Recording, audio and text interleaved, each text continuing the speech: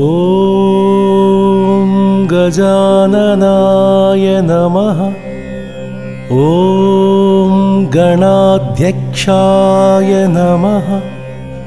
ॐ विघ्नराजाय नमः। ॐ विनायकाय नमः। ॐ द्वैमातुराय नमः। ॐ द्विमुखाय नमः। ॐ प्रमुखाय नमः।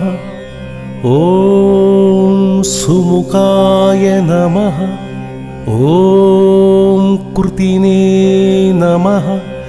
ॐ सुप्रदीपाय नमः। ॐ सुखनिधये नमः। ॐ सुराध्यक्षाय नमः। ॐ सुरारिज्ञाय नमः। ॐ महागणपतये नमः। ॐ मान्याय नमः। ॐ महाकालाय नमः। ॐ महाबलाय नमः। ॐ हेरम्भाय नमः। ॐ लम्भजठराय नमः। ॐ हस्वग्रीवाय नमः। ॐ महोदराय नमः। ॐ मदोत्कटाय नमः। ॐ महावीराय नमः। ॐ मन्त्रिणे नमः। ॐ मङ्गलस्वरूपाय नमः। ॐ प्रमदाय नमः। ॐ प्रथमाय नमः। ॐ प्राज्ञाय नमः। ॐ विघ्नकर्त्रे नमः। ॐ विघ्नहन्त्रे नमः। ॐ विश्वनेत्रे नमः। ॐ विराट्पतये नमः।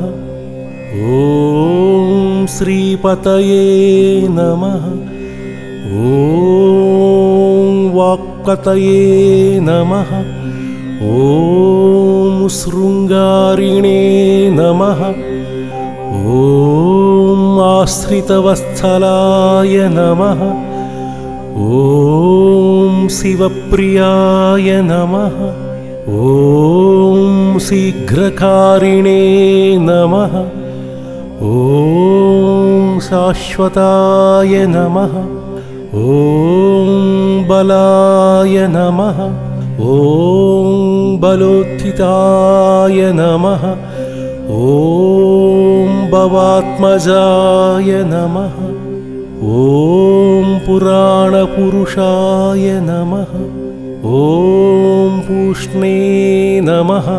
ॐ पुष्करोत्तिस्तवारिणे नमः।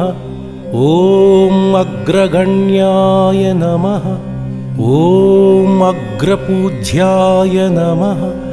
ॐ अग्रगामिने नमः। ॐ अन्तःकृते नमः।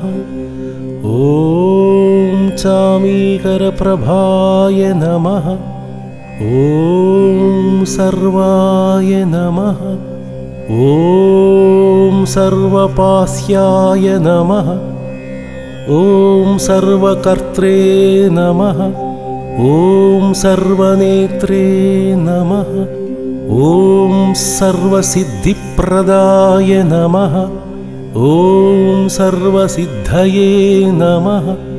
ॐ पञ्चहस्ताय नमः।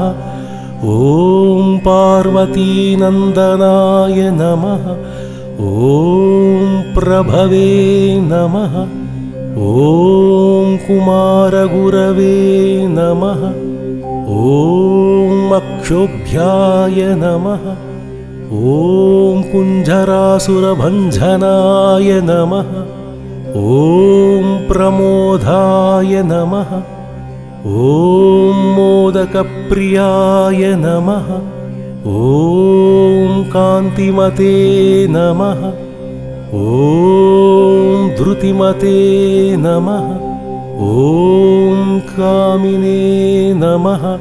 ॐ कपित्सवनप्रियाय नमः। ॐ ब्रह्मचारिणे नमः। ॐ ब्रह्मरूपिणे नमः।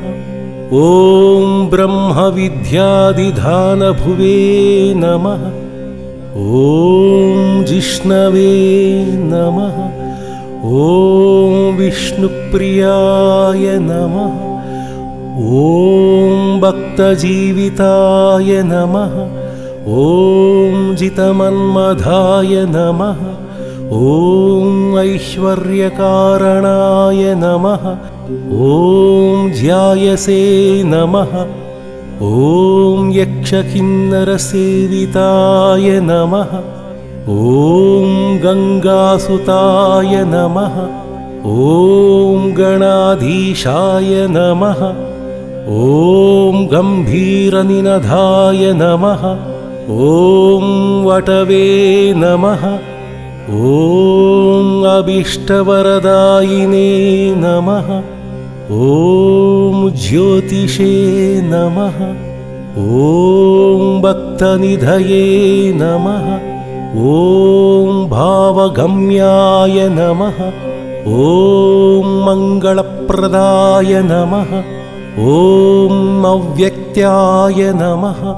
ॐ अप्राकृतपराक्रमाय नमः। ॐ सत्यधर्मिणे नमः। ॐ सुखये नमः। ॐ सरसाम्भुनिधये नमः। ॐ महेशाय नमः। ॐ दिव्याङ्गाय नमः। ॐ मणिकिङ्किणीमेखलाय नमः। ॐ समस्तदेवतामूर्तये नमः। ॐ सहिष्णवे नमः। ॐ सततोस्थिताय नमः। ॐ विघातकारिणे नमः। ॐ विश्वद्घृषे नमः। ॐ विश्वरक्षाकृते नमः। ॐ कल्याणगुरवे नमः। ॐ उन्मत्तवेषाय नमः। ॐ अपराजिते नमः। ॐ समस्तजगदाधाराय नमः। ॐ सत्त्वैश्वर्यप्रदाय नमः। ॐ आक्रान्तचिदच्चित्प्रभवे नमः। ॐ विघ्नेश्वराय नमः। इति श्रीविघ्नेश्वर अष्टोत्तरशतनामावली सम्पूर्णम्।